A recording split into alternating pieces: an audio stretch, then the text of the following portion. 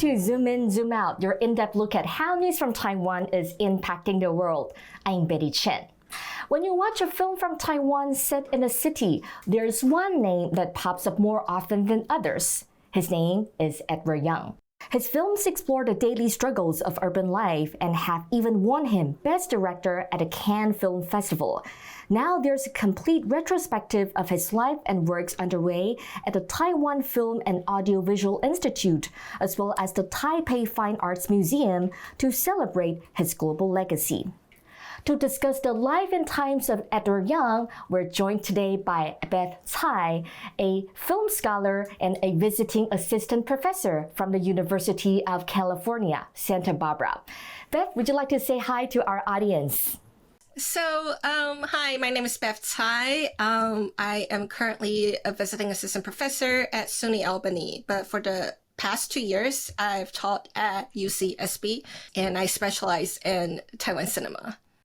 So thank you for joining us today, Beth. So let's zoom in a little bit and start with, could you tell us what's so special about Edward Young? Did he always know that he would like to become a director growing up? Well, there's a really interesting tale about how he actually started, and like any typical Taiwanese guy, he was trained in electrical engineering, and he came to the U.S. to pursue a graduate degree in electrical engineering. But then he also stumbled upon at USC, which is one of, the leading film schools in the U.S., but he actually never graduated from USC. So in a way, some people would claim that he's a self-trained, self-made filmmaker. But I think it really has a lot to do with, he's a very cosmopolitan-minded filmmaker. And I think, having watched a lot of these European films certainly has helped and contributed to his cosmopolitan film style, which, were in tune with world cinema. So, Beth, as a film scholar and also a movie lover, could you please tell us which movie of Edward Young is your favorite and what's so special about it? I love this question because a lot of times, both for scholars and also cinephiles and public interests, a lot of people tend to hone in on his more well-known canonical films. Edward Young is known for making these really epic, long and spans across, longer time period type of films like A Brighter Summer Day. But my personal favorite, which is also a film that I often included in my teaching materials, is The Terrorizer, 恐怖分子 from 1986. I really like this film because, this film is really a quintessential example of how cosmopolitan-minded and, his influence of world cinema was being reflected. That's a Italian neorealist filmmaker, Michelangelo Antonioni's film, Blow Up. Both films has this photographer who is interested in uncover a mystery, but a mystery never gets to be solved at the end in both films. What I really like is the surrealist moments at the end, where you have what it appears to be, a dream within a dream, or what you consider to be maybe an ending or an actual ending. And then you have a character who wakes up from a dream, and then you get confused. You're wondering who's the dreamer, who's the observer. Makes you question whether the storyteller or the protagonist's narrative is reliable or not. So thank you, Beth, for sharing with us your favorite film of Edward Young. So that is The Terrorizers. And tell us a bit more about, you just mentioned there are a lot of references that you can draw from his movies. So overall, how are these international filmmakers impacted his works? Yeah, so to answer this, we probably have to go back and look at the larger historical moments for which Edward Young came into being and arose out of that occasion, because he belongs to the Taiwan New Cinema cohort, So they're not just directors, but screenwriters, literary writer turned into screenwriters, like Zhu Tianwen, for example. These sort of people were really interested in and trying to do away and against the conventions, what preceded before their invention. They wanted to do something differently. They were really mindful of, the films that they wanted to make should be in tune with international cinema. But these films were also assertively Taiwanese. So they're different from, the government-backed propaganda films like Healthy Realism, or the more, passe, Chongyao genre films or escapist cinema. That these are more embedded with realism of being sympathetic to the local Taiwanese and Taiwanese and formation of a Taiwanese identity. So I think that's something that's that's really crucial to think about how these films are both local but also global, transnational at the same time.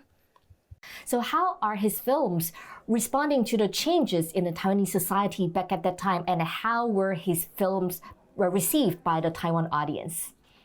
Let me start with reflecting on the social changes, the backset of blooming economical success in Taiwan at this time. I would say that a film like Yi, which is really inherently postmodern, it's a film that deals with globalization as well. And, Edward Young's films often have these parallel storylines or multiple storylines. But also, he also takes these characters to Japan, and then they're inherently reflecting to postmodern conditions.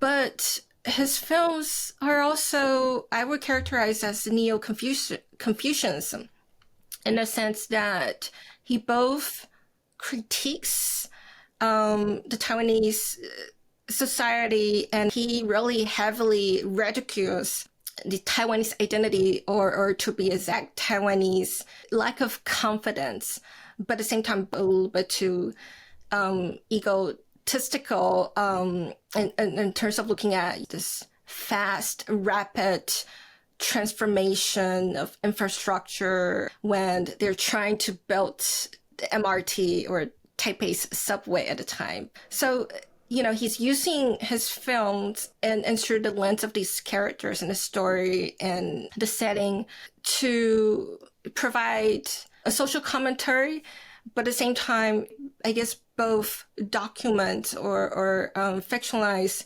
this ambivalence that Taiwanese or the country has toward U.S. cultural imperialism. So now let's just zoom out a little bit. So Edward Yang won the Best Director at the 53rd Cannes Film Festival, and he's the first Taiwanese director to win this prize. Could you please tell us what was the movie?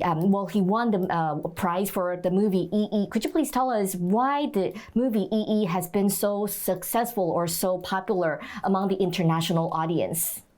Yeah, so I wanted to supplement that. There's interesting fact about The Terrorizer, which people often recognize. This film has won award at Locarno Film Festival, but this film was also the first Taiwan film to be shown at San Sebastian Film Festival in a year after the film's release. So there's something interesting to say about, people tend to focus a lot more on Hou Xiaoxian's inroads into the Western European festivals. But I think, not enough discussions have been made about maybe Edward Young's, the success of his films to the Spanish language or Latino world as well. But in terms of influences, I want to say Edward Young's films, because they're inherently he's very cosmopolitan minded, and because of these intertextuality and references, and reminds you of other world cinema, I think his films are easily appreciated by cinephiles across the world and not just in Taiwan. So there's something about his films being a lot more accessible and approachable. But of course, we could also think about, what Criterion, which is distribution and elite art house cinema distributor, has contributed to the success and the immense popularity of Edward Young's films. So Yi is his final work, but right after it was done, it was not immediately released in Taiwan. It wasn't released until like more than 10 years later. It seems that he was quite unsatisfied with the, the movie industry in Taiwan back at that time. Could you tell us a bit more about that? Yeah, I wanted to talk about, Yi is a very particular case because it was widely released in the US, but it did not receive a theatrical release in Taiwan. The Taiwanese audiences didn't have a chance to see it until 2017. Edward Young himself did had a fallout with the film industry in Taiwan. He was particularly critical and he was vocal about it, perhaps with people pulling political strings at the Golden Horse Film Festival. A woman filmmaker, Mimi Lee, also from the 80s, she has also mentioned that one of the reasons she didn't opt to choose to release her films in Taiwan, but rather she would opt to choose to release her films in Hong Kong, was for the same or similar reasons as Edward Young has complained. So he blamed the poor or incompetent distribution networks in Taiwan as a reason, or they were the reason for preventing the commercial release of Yi in Taiwan. So here's my final question. We know that the Taiwanese government has been trying very hard to push the cultural identity of Taiwan onto the global stage. So what does the future hold for Taiwan's cinema industry? How can Taiwan's films shine on the global stage? What's your take on this?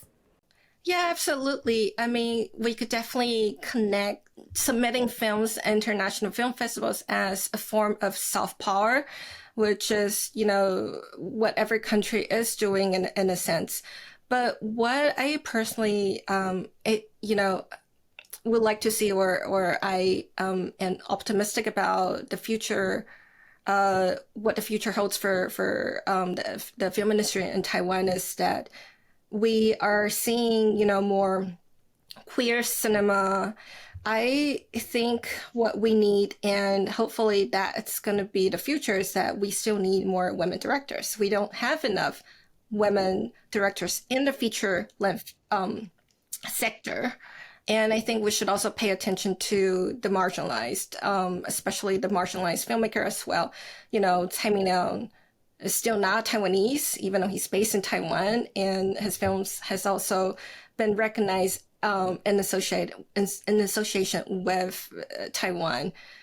Or, someone from Myanmar like Midi Z, who's also share a similar career trajectory like Tsai Ming-liang. So I think we should really pay attention to both, the underserved and the marginalized, and definitely women filmmakers. So thank you so much, Beth, for telling us about Edward Young, and thank you for your time. Thank you for joining us on the show. So that's all for Zoom In, Zoom Out. You can find more stories from TaiwanPlus on Facebook and Twitter. Stay safe and see you next time.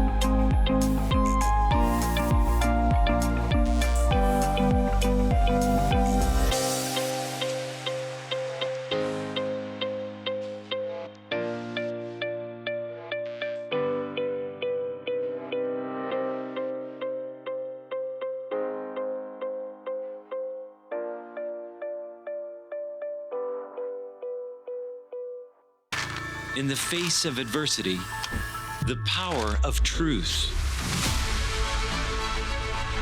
A roadmap for a just and open world, charted by the freest country in Asia. Taipei for TaiwanPlus. TaiwanPlus News, a voice of freedom in Asia.